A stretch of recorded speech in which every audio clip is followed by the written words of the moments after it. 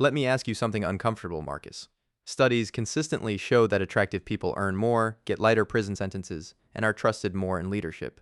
So here's the question, do ugly people deserve less? Because society already acts like they do.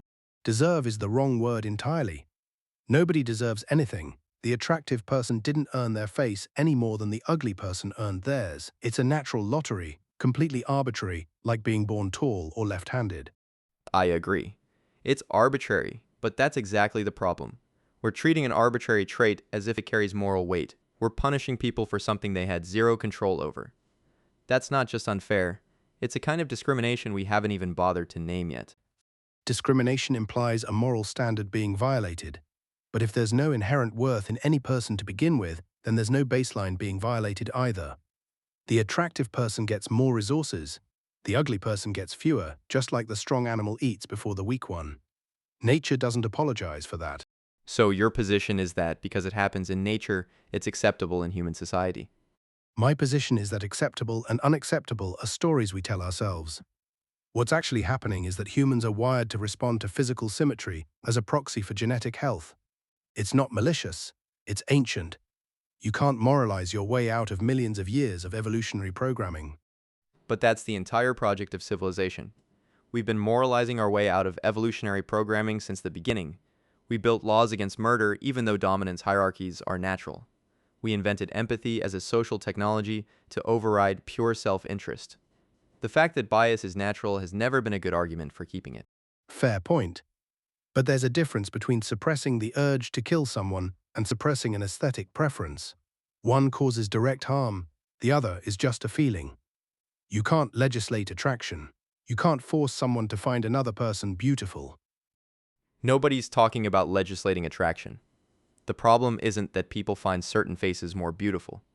The problem is when that aesthetic preference bleeds into decisions about who gets hired, who gets promoted, who gets believed in court.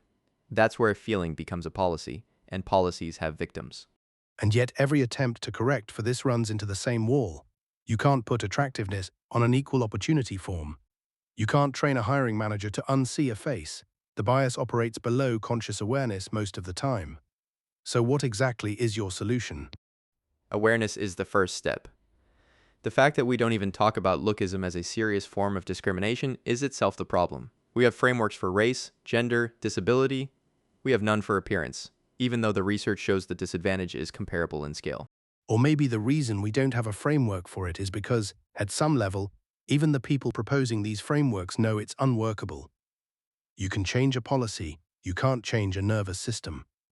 You keep retreating to inevitability as if it settles the moral question.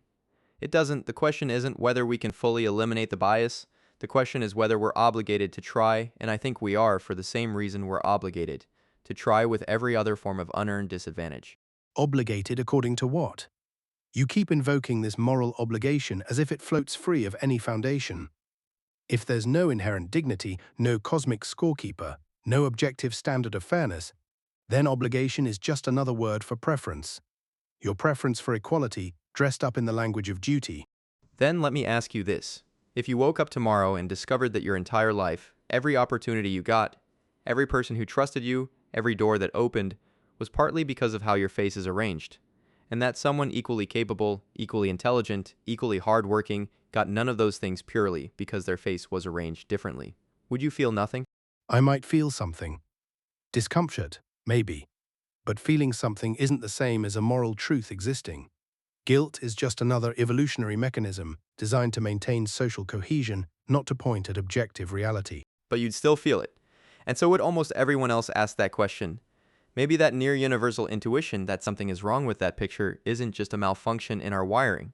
Maybe it's pointing at something real, that people are more than their faces, that capacity and character matter, that reducing a human being to their symmetry is a kind of violence, even when it's quiet and socially acceptable. Or maybe it's pointing at nothing more than a preference for fairness that evolution installed because cooperative societies outcompete selfish ones.